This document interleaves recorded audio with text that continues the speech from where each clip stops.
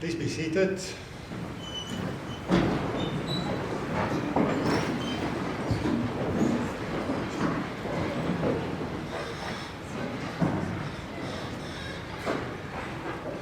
Good evening, ladies and gentlemen. It's my pleasure to welcome our Interim Vice-Chancellor and Principal, Prof. Musia, our speaker this evening, Prof. Chrisna du Plessis, members of the UP Executive that's here tonight, specifically Prof. Maharaj, fellow deans and deputy deans, heads of departments, our academic and professional staff and colleagues that's here, students, family of Prof. du Plessis, ladies and gentlemen. It is always wonderful to have an inaugural address for one of our colleagues. Specifically tonight, when Prof. Chrisna is presenting her address with the title of Regenerating a Collapsing World, Effecting Transformation Through Head, Heart and Hands. And with that, I would like to ask our Interim Vice-Chancellor and Principal, Prof. Musia, to please come and do the official welcome so that we can get the introductions going. Thank you very much. Thank you, Mr. Dean. Looks like I'm getting used to making these speeches. Such a difficult thing to keep talking all the time. But thank you very much for this moment. Ladies and gentlemen, good evening to all of you. And on behalf of the Senate of the University of Pretoria, I would like to welcome you formally to this special occasion of the inauguration of our colleague, Professor Chrisna du Plessis. And I'm sure that you will enjoy this evening with us.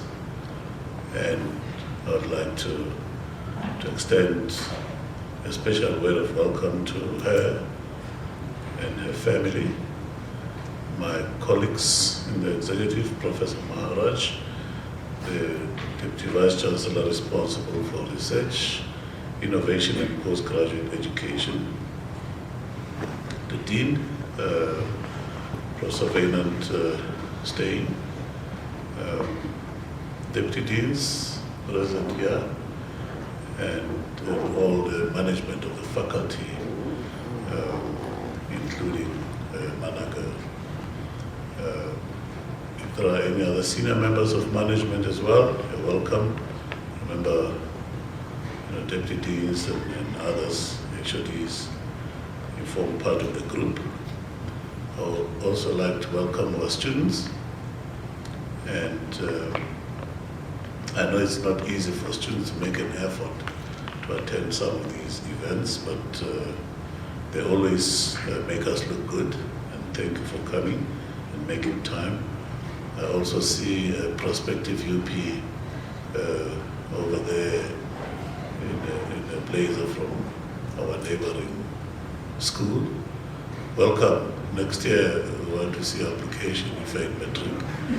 If not, we'll be waiting. Ladies and gentlemen, we of course we've invited you to come and share this special event with us, and it is one of those special things that we do in academia that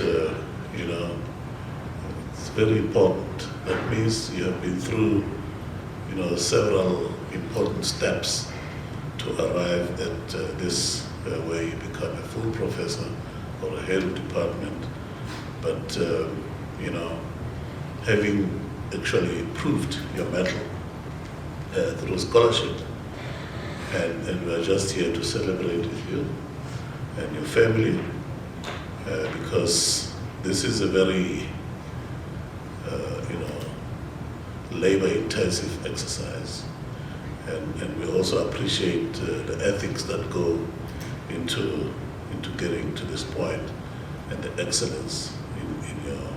We are very rigorous in how we select candidates for these positions, and we are proud to confirm that in the culture of the University of Pretoria and the entire academic community, We are celebrating Professor Chrisna's academic leadership, and it is particularly important because it falls within Women's Month,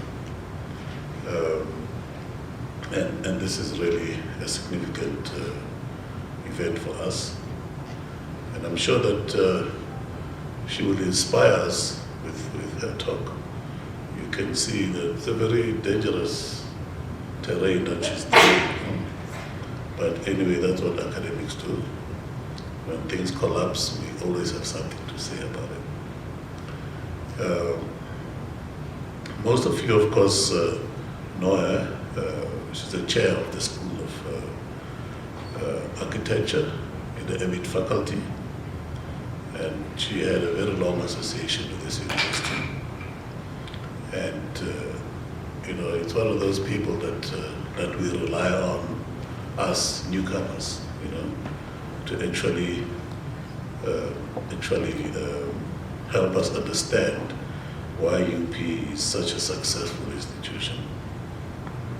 And she's been teaching undergrads and postgrads, and she obtained a doctorate from Salford in the United Kingdom. And she also has earned an honorary doctorate from Chalmers University of Technology in Sweden. And that proves that, she has really been through the mill. Now, for more than 2 decades, her experience in sustainable human settlement development, and also as a practitioner and researcher at the CSIR, just across the road up there, where we have all of these scientists congregating. And since like 2011, and she's now, going to take us through some of these principles. And we know that housing is a challenge. We know that infrastructure and all of these other things that go with it. So a theme is quite apt to look at sustainable construction. We know that she will inspire us. She's been through the ranks, as I said, but also her standing internationally as well is quite impressive. We're having too many issues around this country and the world, and one of the buzzwords that we look at across the disciplines is resilience. Whether it's students coping with mental health challenges, we build in coping and resilience mechanisms. And in her field, and then concentrating on resilience and regenerative development, we will hear a bit more about this as she addresses us. Now, ladies and gentlemen, I can say a lot of things here about her. You've seen the summary in the agenda, but we know that she will be able to take us through how the future should be looking like, given the social, political, instability that we have, increasing inequality. We are the most unequal society in the world. I don't even know how we got there, but we are. So issues around climate change and many more. So I'm sure that her talk will be inspiring. And Professor, let me give you time before I say too many things and start taking words out of your mouth. So good evening, everybody.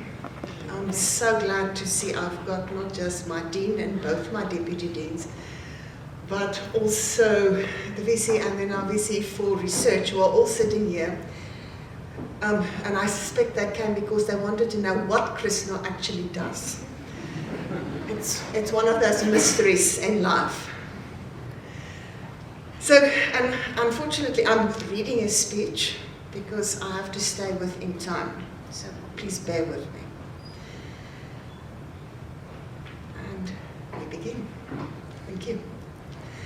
So architecture, by its very nature, is a transdisciplinary field of inquiry. It draws not only on many disciplines, but also on many knowledge systems, to surface answers to real-life problems and their spatial resolution. Most often, these answers lie within a vision of what can be possible within this specific context and this specific time and place, revealing a potential alternate reality.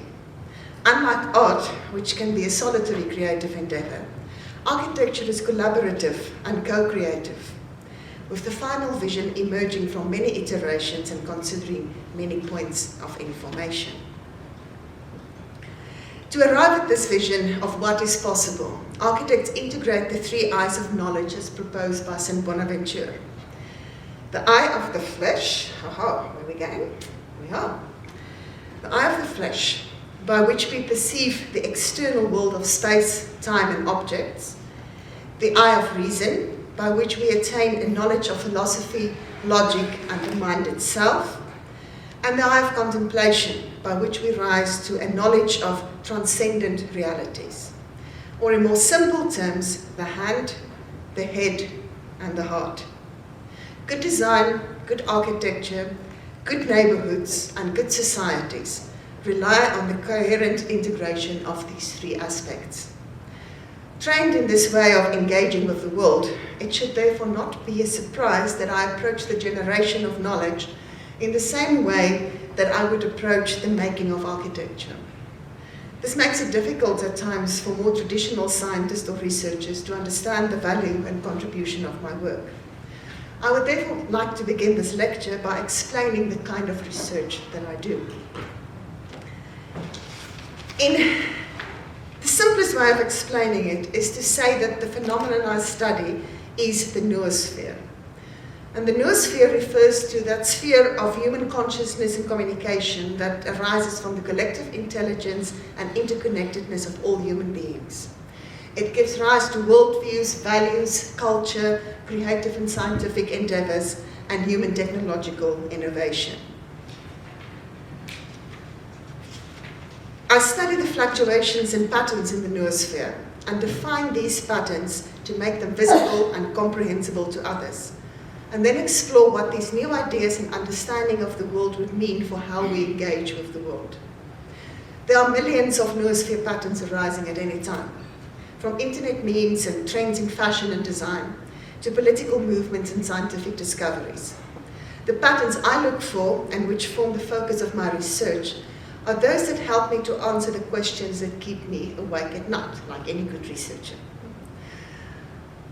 The work that built my reputation is situated mainly in those first two steps, identifying and defining a pattern so that others can apply it in the development of their own fields. So let me illustrate with an example. Recently, a friend sent me a screenshot from their LinkedIn account where my name is mentioned by authors of an article, in conjunction with several other thinkers on whose work they built. This includes luminaries from fields as diverse as ecology, economy, and political science, even a Nobel Prize winner, as well as the founders of businesses who led the development of circular and authentic sustainable business models. So what am I, lapsed architect, C-rated researcher, and the only one without my own Wikipedia page, doing in such august company? And the answer lies in this little word, regenerative. For the past 2 decades, I've been working on making this emerging noospheric pattern visible as a coherent theory of development. I was one of the first people to identify it as the next evolution of the sustainability discourse, to situate it within a particular worldview, to unpack how it changes the way we think about the problems of development, and to define what needs to change for the world to shift towards a regenerative model of being. This is the story I would like to tell tonight. But like all stories, we have to begin at the beginning. Many researchers are driven by a passion for a particular subject that arises from an impetus in their personal life. It may be a childhood wonder about the forces that unite the universe. It may be the death of a loved one. It may be a tinkering parent. It may be a spiritual experience in an old-growth forest. For me, it was growing up in the disappearing grasslands of the Mpumalanga Highveld and witnessing firsthand how the rolling grasslands were first ploughed to death, the once fertile soil forced to keep producing by noxious cocktails of petrochemical fertilizers and pesticides, and then ripped open to produce coal for the growing number of power stations. During the first 18 years of my life, I witnessed the building of 9 coal-fired power stations and Secunda, and I saw how the famous blue skies of the Highveld turned grey and yellow from smoke and sulfur, how the soil became more acid and required more chemical intervention, how farming towns became mining towns or simply started dying, and how the people around me became sicker and sicker. Today, the Sasol Secunda plant is the world's largest single-point emitter of greenhouse gases, with emissions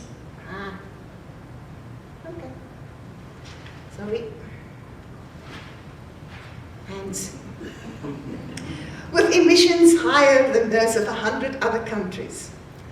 And the air pollution levels on the Highveld is responsible for thousands of deaths annually. So what is it that drives me? Having personally experienced this plundering and unraveling of the earth, the questions that make me lie awake at night are beautifully captured by the poet Drew Jellinger. What did you do once you knew? It's 3:23 in the morning, and I'm awake because my great-great-grandchildren won't let me sleep.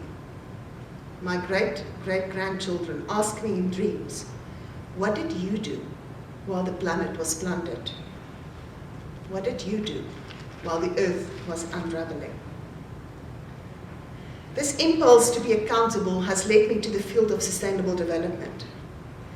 And I've been studying the evolution of this concept for the past 30 years as a multitude of agendas paid lip service to the idea of a sustainable world, while leading us closer to the collapse of the global social ecological system.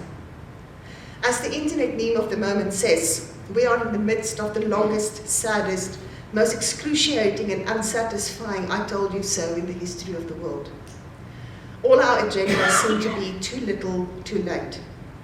And the global polycrisis created by the interplays between global social-political instability, increasing inequality, accelerating climate change, ecosystem loss, and pervasive pollution by the residues of the second and third industrial revolutions and the lifestyles they enable. It's creating an unfamiliar and a largely unknowable world in which the citizens of our future will have to function. This is also creating a youth mental health crisis, especially amongst our youth who see little positive in the future that we are creating. While I share the frustration of millions of people around the world who march and wave signs and protest, I'm not an activist, and I do not believe that that is my purpose. Rather, I try to bring about change by doing what researchers do. I ask questions. And the 3 main questions that I have pursued my entire career are, how did we get to this place? How do we fix the world? And what would a better world look like? And that will be the structure of my talk this evening. So, how did we get here? Why is it that even though we know things are getting worse and will get very bad pretty soon, and that we know what needs to be done to avoid the worst of possible futures, the entire global society not only find excuses not to make the changes we know we should, but actively protest against them? The answer is very simple. We won't act because the choices we must make fly in the face of everything we have been told we need to be and do, not only to survive, but to be happy and successful. Therefore, our models of development are based on how we would like the world to work and not on how it actually works. We knew that our choices shape our world, but we rarely recognize that these choices are themselves shaped by our beliefs about the world. Albert Einstein famously said, we cannot solve a problem from the same consciousness that created it. You must learn to see the world anew. The reason why we are in the situation we are in is because of our beliefs about the world as shaped by our particular worldview. For the past 500 years or so, Western society has been dominated by a worldview that reduced the world to a set of discrete elements that can be separated, aggregated, and manipulated to serve human purposes. Most importantly, it is a worldview that created a psychological separation between humans and nature that allowed the development of a value system that placed humans above the rest of the community of life, leading to an economic model that ignored the limits of growth posed by the reality of a finite and interconnected planet, and which now threatens vital planetary functions such as climate regulation. The reason all our agendas are not delivering on the promises that they perpetuate is that they perpetuate this sense of separation and human superiority. In sustainability, this way of thinking led to the eco-modernist approach, which holds that humans should protect nature and improve human well-being by developing technologies that decouple human development from environmental impacts.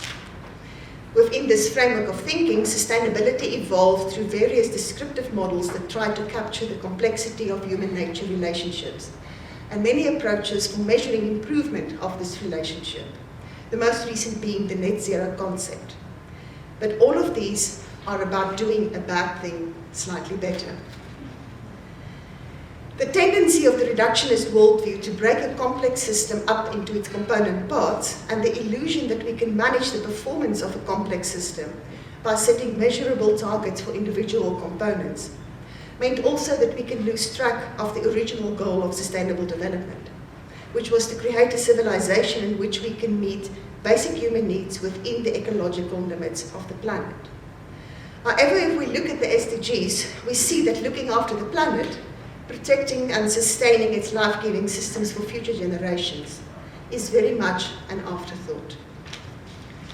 While this worldview has led to enormous advances in science and technology and created our modern cities with all their convenience, it also created a degenerating social ecological system in which our relationship with nature is exploitative and controlling, with nature seen as merely a resource to provide for human needs.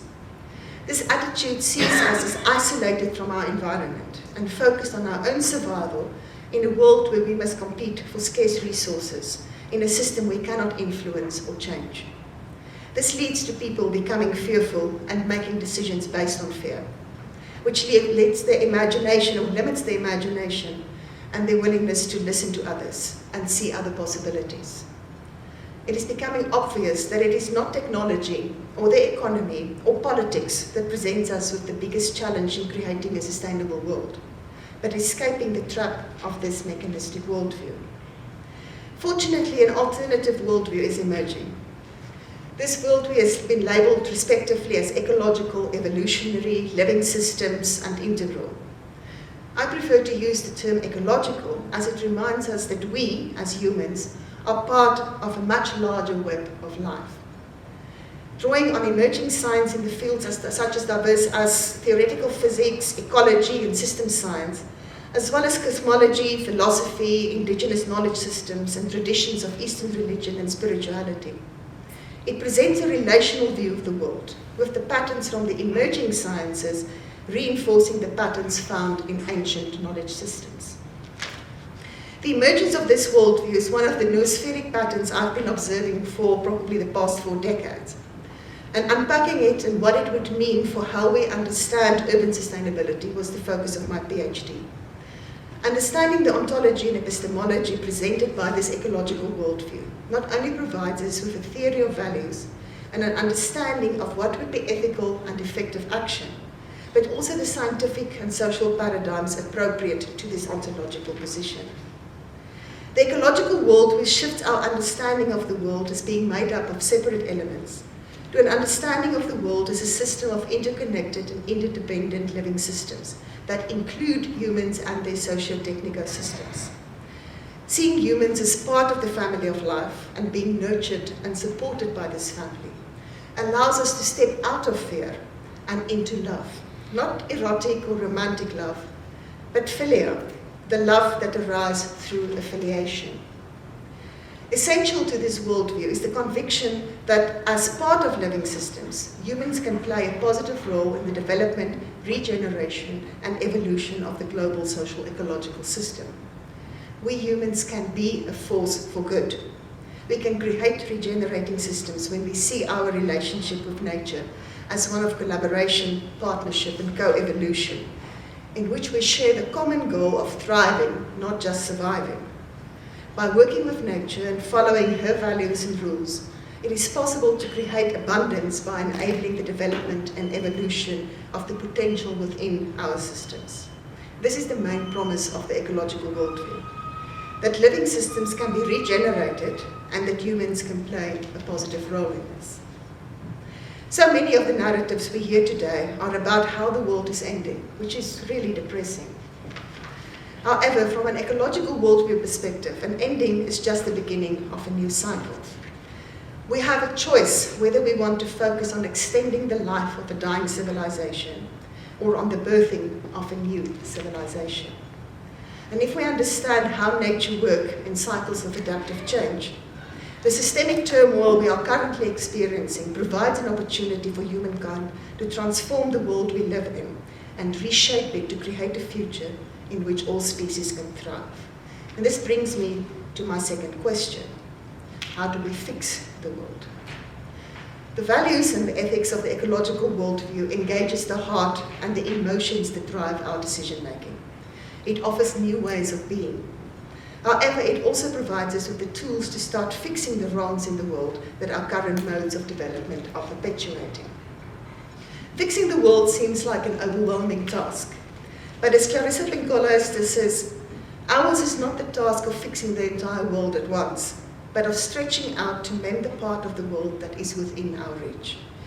For me, that lies in proposing new ways of thinking that will hopefully lead to new ways of doing. I set out on a path to discover what lies beyond sustainability, because it was already apparent at the beginning of the century that the mainstream sustainable development pathways were just rearranging the deck chairs on the Titanic, and that the world is close to a branch point, both socially and environmentally. Our efforts at economic growth, still based on consumption, are proving to outstrip our efforts at resource efficiency and impact reduction. And while eco-efficiency may prolong the agony a bit, it is not enough to turn the Titanic, and we will eventually progress to systems collapse. I presented this first model of how sustainability can be moved beyond its paradigmatic limitations at a conference in Japan in 2005, proposing an evolutionary framework with sustainability thinking in which the next iteration of sustainable development would be what I call the cooperative regeneration model, because it focuses on having a net positive impact, thus regenerating the biophysical environment as well as society, and doing this through cooperation with nature and within communities. I did not see this model itself as the final model, but rather the transition phase towards the next, more sustainable model of human development, of ecological symbiosis, where humans live in symbiosis with their social and biophysical environment, or their whole ecological system, the one nurturing the other. This early model has since been developed into a more complex framework that takes the position that sustainability represents the neutral baseline where the positive and negative impacts of human activities cancel each other out, the so-called net zero goal. Above this line lies regenerative approaches that focus on making a positive impact, while below the line are those approaches that focus on reducing the negative impact of our development activities. And this framework integrates the paradigms of sustainability, resilience, and regenerative development, the various approaches within each paradigm and the goals they pursue, and situates these paradigms into larger philosophical frameworks of thinking, as well as working from an ecological worldview and a paradigm focused on growing positive impact. We need practices and environments that integrate natural and socio-techno systems, are eco-effective, working with nature to create an abundant world, regenerative, restoring and recreating natural and social environments, resilient and adaptive and dynamic, seeing the city as a collection of processes, not as a collection of objects.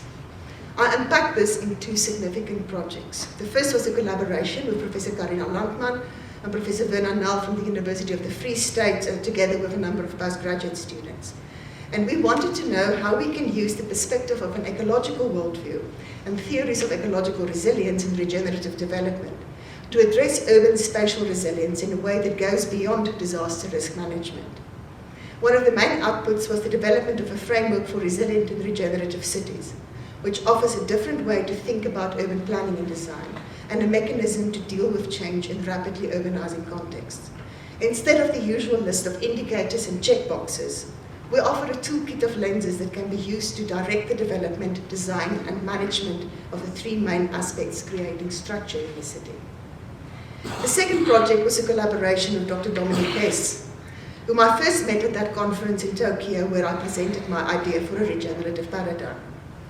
And as we both moved into academia, I to UP and she to the University of Melbourne, we bonded over a concern about the high levels of anxiety and depression we were seeing in the younger generations passing through our classrooms, and the desperate need for an alternative, more hopeful narrative that presents a possible pathway out of all the doom and gloom. Taking inspiration from Raymond Williams, who said that to be truly radical is to make hope possible, rather than despair convincing. We set out to find pathways that would make hope possible. This culminated in the production of the book Designing for Hope, Pathways to Regenerative Sustainability. And while I've been working on the theory of how an ecological worldview changes the way we engage with the built environment and what the emerging field of regenerative design would look like, but with this book we also wanted to provide examples of what is possible. To this end, we interviewed more than 50 practitioners around the world who identified as practitioners of regenerative design and development, or who did work that we would consider regenerative. While we collected several case studies to illustrate particular aspects of regenerative design thinking, what was really interesting were the patterns that emerged about how regenerative design and development not only changes the process and role of practitioners, not just the products of design, but also the practitioners themselves. Regenerative work requires a new kind of practitioner, someone who is self-aware, who can observe themselves and manage their state of being, and who is confident enough to be vulnerable in high-conflict environments. Someone who can work creatively with ambiguity and uncertainty, which enables them to welcome the complexity of natural systems and the diversity of perspectives that characterizes living communities. And someone who is a servant leader, working regeneratively in service to all life. As a co-creative and collaborative process, regenerative practice is an exercise in non-attachment, not to be attached to preconceived ideas about the physical manifestations of a project or what is being developed, but to be able to look beyond these ideas to see what really should be developed. This would mean the following for practitioners. They need to step back and listen. Listen to the site. Listen to what the client really needs as opposed to what they think they want. Listen to the stakeholders, and from there start identifying the potential for creating something that can add more value, that can heal, that has a net positive impact across scales. They need to let go of control, to not force the current or go against it, but to go with the flow and gently steer everyone along a path that emerges out of all the different flows of information and energy. They need to let go of preconceived ideas of what the ideal outcome should be and look like. And lastly, they need to focus on potential instead of problems, and what can be done to reveal the potential and allow that to grow. The new role of the practitioner then becomes that of a system actualizer, awakening the capability and potential of the system within which they are working. This required that the practitioner serves as matchmaker, mediator, and facilitator of the dialogue between various stakeholders, including the ecological systems of the place, and help all stakeholders see the true potential of what can be released and their role in creating a common vision so that they care about the outcome of a project. Furthermore, working with complex living systems require that there's a vision keeper who holds the big picture and has the capacity to shift between foreground and background, big picture and detail, and hold space for different viewpoints. And as regenerative practice is based on a worldview that may be unfamiliar to many stakeholders, including members of the professional team, part of the practitioner's role is to serve as a mentor that can introduce the stakeholder group to the ecological worldview, urging them into a new way of thinking about what is being developed and its ultimate purpose. As architects, for example, we often think that the purpose is to design a physical object or space. But we can do so much more if we think of projects as being regenerative change agents that become value-generating members of the community and not just creating return on investment for the client. For if we work from an ecological worldview, the client is not only the person or group paying the consultant's fees, but the systems within which the project is situated. The responsibility of the practitioner is to make sure the project enhances the potential of these larger systems and the flows through the site by building mutually beneficial and reciprocal relationships between the parties involved to bring new life and opportunities and make sure that a project gives back more than what it takes out. With the concept of regenerative design and development becoming the latest buzzword, there are now numerous attempts to devise metrics and checklists for what constitutes a regenerative project. Such attempts still derive from a worldview that believes everything can be packaged in neatly subdivided and measurable categories, and do not consider the realities of complex adaptive living systems. We therefore also need different ways to assess whether what we are doing is regenerative, and perhaps it is as simple as asking the following questions. Is it compatible with the health and well-being of the social ecological system? Is it creating value for its community and the community of life? And does it foster positive relationships? And this brings me to the praxis part of the lecture and my final question. An ecological worldview holds that a better world cannot be centered on human well-being only. So the question is, how do we create an abundant and a thriving future in which all species can flourish for all time? The first step towards creating such a world lies in accepting that we are part of nature, that humans are nature too, and that our socio-technological world forms part of a global socio-ecological system. And if we acknowledge that humans are part of nature, it follows that we should follow the laws of nature, cooperate with nature, and learn from nature. Janine Benes, another noosphere surfer who introduced the world to the concept of biomimicry, proposed a set of design principles derived from nature to keep in mind whether we are developing cities, designing buildings, or creating new materials and technologies. For me, the truly interesting practical questions centered on how these design principles and understandings of our cities can help us to inform the design of better urban systems and help us to develop the tools that improve decision making. Now I'd like to illustrate this with two examples. The first was a project I led while still at the CSIR, in which we investigated an industrial ecology approach to the problem of service delivery in small towns. Now, one of the biggest service delivery challenges in the country is the collapse of our energy, water and sanitation systems, which grows worse year on year. The objective of this project was to combine a range of nature-based technologies in an industrial ecological system to provide an integrated service solution that can improve municipal service delivery while creating local business opportunities, which will provide sustainable local jobs at different skills levels and also address climate change adaptation and mitigation goals. The goal of the project was to turn municipal waste streams and sunshine into clean energy and clean water that can then be fed back into the town and in the process create additional local economic opportunity by turning waste into food, textiles and jobs. The preliminary resource flows models showed that the project is technically feasible in terms of energy and water flows. And even in the most conservative scenario we ran, the financial models showed profitability. Unfortunately, the project, like so many good, prescient ideas, died at the feet of politics and bureaucracy, and some of the technologies were not yet at a sufficient level of maturity. But it is now 15 years later, and some versions of this system have been developed in other countries, so perhaps the time is ripe to revisit this idea. The second example developed around the question of how we can make better decisions when it comes to the development and management of our cities and neighborhoods. With most of the world's population now living in cities, the ability to make effective and informed decisions has never been more important. It has become abundantly clear that the standard siloed ways of urban management is not able to make the kind of decisions that are effective in responding to the wicked, intractable problems created by the complex, dynamic, adaptive and living systems that are cities. This investigation started with a technology tree developed for the CSIR in 2005 to guide a research strategy for cities of the future.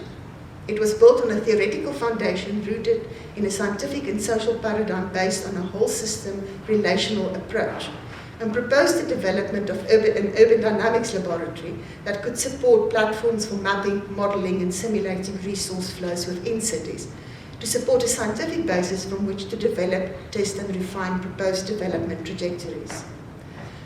A possible application could be to develop a logistical support for urban harvesting, which is capturing the local resource flows in a city with the intent of creating a closed-loop metabolism for cities. This could include any resource from using waste as an energy source to efficient car share schemes.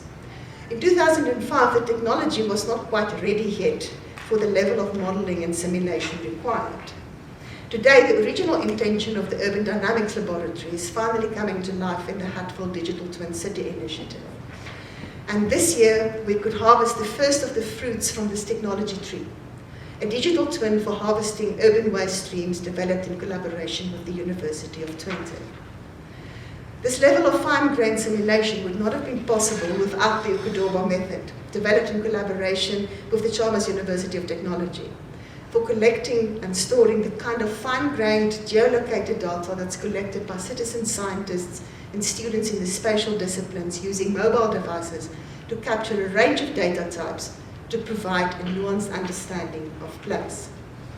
So what does the future hold? To quote Arundhati Roy, author and fellow architect, another world is not only possible, she is on her way. On a quiet day, I can hear her breathing. Buckminster Fuller famously said, "You never change things by fighting the existing reality. To change something, build a new model that makes the existing model obsolete." Like the renderings created by generative AI, the model we are building is still a little strange and far from fully defined. But this alternate world is slowly starting to take shape in the noosphere. The future world of ecological symbiosis that I caught glimpses of decades ago is beginning to emerge as an alternative to the collapsing world created by the Anthropocene. Philosopher Glenn Albrecht named this new world the Symbiocene, in which human action, culture, and enterprise will be exemplified by those cumulative types of relationships and attributes nurtured by humans that enhance mutual interdependence and mutual benefit for all living beings, desirable, all species, essential, and health of all ecosystems, mandatory. We are also rapidly shifting from the reality of the world as a social ecological system to a new reality of the world as a social digital ecological system. What this will mean for how we develop cities and design buildings and everything in between is an exciting new landscape to discover. This emerging new world opens the door for a possible sixth industrial revolution that is rooted in human-nature collaboration and AI-assisted decision-making. Each industrial revolution came about because of new technology that was developed, which changed modes of production and opened new ways of living and working, which in turn changed the form, functions, and flows of cities. The increased digitization brought by the fourth industrial revolution introduced smart city approaches to monitor flows and manage assets and resources in cities, and allowed new ways of working. The emerging fifth industrial revolution, which is based on the notion of a deep, multi-level cooperation between people and machines through artificial intelligence and ubiquitous computing, also see entire cities transformed into an intelligent system with sensors and real-time feedback loops that allow augmented humans to seamlessly interface with their environments, which is a scary thought. In the sixth industrial revolution, the technology driving change is none other than nature itself, allowing a shift towards an industrial model based on how nature works and which collaborates with nature.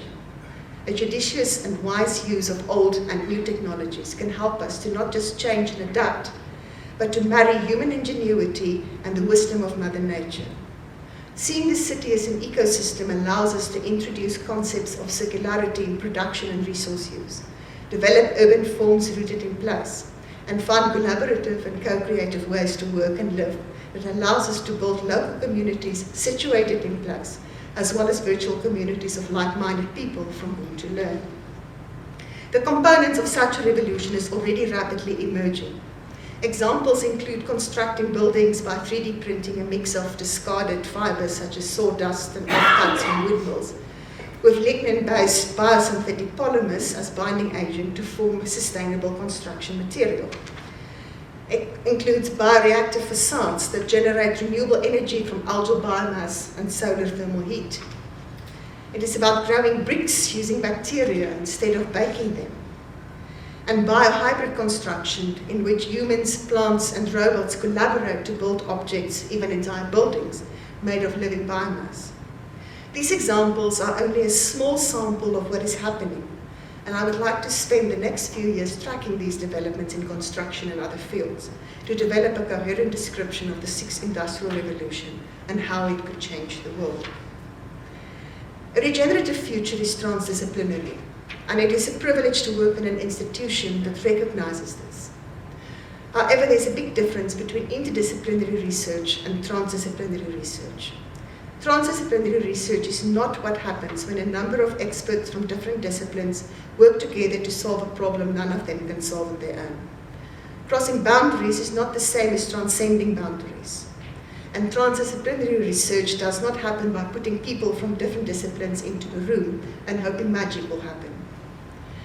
Transdisciplinary research is both a way of being and a meta-discipline based on pattern seeking that transcends and includes various disciplines and other knowledge systems to create coherent, holistic, higher-order structures that offer the potential for system transformation, whether that be to develop new theories of knowledge or new configurations for social, technical, or economic systems. It requires the ability to communicate in many different languages of knowledge and the capacity to shift between foreground and background, big picture and detail, and hold space for different viewpoints. I've learned some very valuable lessons for transdisciplinary research. The first being that large, complex transdisciplinary projects require a clear common vision and conceptual underpinning, and that it is vitally important to allow time and opportunity for the various skill sets involved to learn a common language and understand the interdependencies in the system. Secondly, addressing complex problems requires a systems approach, which needs a different way of planning and managing projects. Teams need to work closely together, not in separate work packages, and systems engineering for early on in the process is crucial. Third, it is impossible to know in advance what the interdependencies in the system are. Adaptive management is therefore needed to deal with surprise. This means that replanning and redeploying funding to address emerging issues and required changes should not be considered a failure. And lastly, there are serious implications for funding models and performance management, which are currently not set up to deal with transdisciplinary research processes and outcomes. Transdisciplinary work takes a lot longer and therefore requires more funding. And the work done to create the higher order structure is often not visible.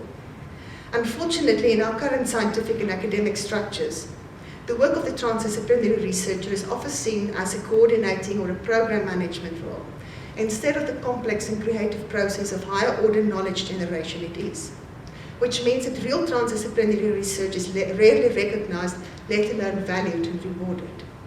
This is made even more difficult when the incredible level of complex thinking and all the insights about connections between knowledge from many fields and from which novel higher order structures emerges must be condensed and simplified to fit into a journal article, a funding proposal, or a character-limited motivation.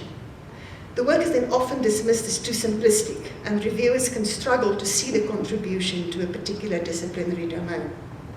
If academia is serious about supporting transdisciplinary research, it needs to address these shortcomings in its own metrics and evaluation processes before it can start developing transdisciplinary thinkers and regenerative practitioners. So to conclude, we are facing an unprecedented future.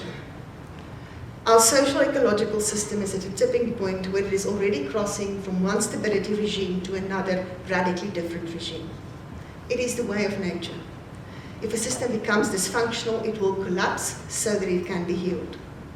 We can no longer stop that boundary crossing. But we can embrace these changes as an opportunity to fix those things that were not working, that were harming the whole. If we continue to keep our terminally ill civilization on life support, we will miss our chance. We can focus on the problems around us, or we can focus on the potential for something radically new and better. If human civilization is to survive into the next century, we have to choose to be the midwives of a new world. Our best bet would be to start working with nature and let our actions be guided by asking, what would Mother Nature do? Our task is not a simple one, and it requires that we acknowledge the complexity of our situation. Sometimes it simply is not possible to summarize something in a 2-page executive summary. There are no easy recipes or 10-step plans, and most of our actions will require skillful negotiation of vast amounts of data and many competing knowledge claims. And this is a tall order for brains that have been rewired to think in sound bites and tweets or X's, whatever it's called now. But now is not the time to be a lazy and unreflective thinker. And lastly, we can embrace the idea that our real purpose is pursuing and bringing about new orders of potential in ourselves, our families, our communities, our work and our place, contributing to the ongoing regeneration and evolution of a beautiful, thriving and nourishing world. And to do this, we need to step out of fear and proceed with infinite loving kindness. We are all here because we've been supported, encouraged and inspired by others. I too have a few people I'd like to acknowledge for their support in my journey. I would not be where I am if it was not for my first boss at the CSR, Dr. Rodney Milford. Rodney not only supported my foray into the then very suspect subject of sustainability, but he also taught me the importance of translating the chaos of my intuitive mental processes into structured arguments. And most importantly, he taught me how to talk to engineers. Then I also would like to thank Professor Chris Kluter, who's sitting there in the audience, for convincing a quantity surveyor to give an architect a job at the Department of Construction Economics. And if it was not for Chris, I would not have been able to do most of the work that I have done so far. So thank you very much, Chris. Then, of course, there are my partners in crime. Professor Carina Landman, who's been my thinking partner for more than 2 decades now. This photo was taken on our very first project together, and I think, bar for a few grey hairs, we still look exactly the same. Architect Bill Reed and Dr. Dominique Hess, who've been my travelling partners on the regenerative journey for years, and my amazing and fearless staff at the Department of Architecture, and particularly Dr. Jan Hugo, Dr. Kalei Davey, and Dr. Karen Combrook, who not only embraced the research challenges that I threw their way, but made this their own in ways that exceeded my wildest expectations. It's a privilege to work with colleagues like this. And lastly, to the future generations of my blood and adoptive families, our students, and the youth of the world. You are my inspiration and what motivates me to keep going, even though I feel at times that I'm fighting a losing battle. I hope that the work I'm doing in stitching together the components of a new worldview, a regenerative paradigm, and a social, digital, ecological, industrial revolution will help you to weave a safety net to first catch civilization in its collapse, and then transform it into a scaffold for a radically different, life-affirming future in which all our descendants can thrive, not just survive. Thank you, everybody.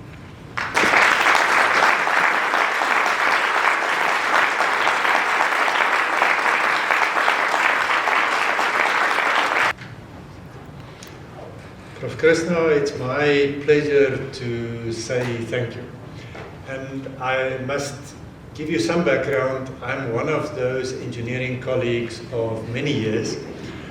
Some of us often discuss the fact that we have grown up at CSR, and there's quite a few of us in the audience and so on. So, as normal, when you talk, and I think it's good for an inaugural lecture specifically, there are aspects that you described to us that's quite logic and that we understood straight and clear, and it's easy, and that makes sense.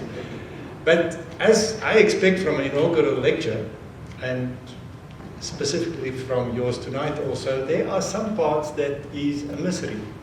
And that you look at it and say, yeah, I'm not sure about this, I don't understand all of it. But that means that I'm not on that same level in this field of architecture in this case. And I think that's quite important because as part of an inaugural lecture, you also try to indicate that there are deep thinking, lots of work, developing new knowledge, developing new ideas. And I think that balance is also always so important. So my reflection as an engineer is that the architects are doing the following. They tell us what our history looked like, looking at where we lived, how we lived and so on. They change the way we live today, and they are at the forefront of designing our tomorrow, which, as you have seen, may be quite messy. And what I really liked about the big picture that you told us about is, and the best engineering word is holistic, the fact that we've got a head that we need to use to think and to reflect, because we need the academic support for whatever we are busy with.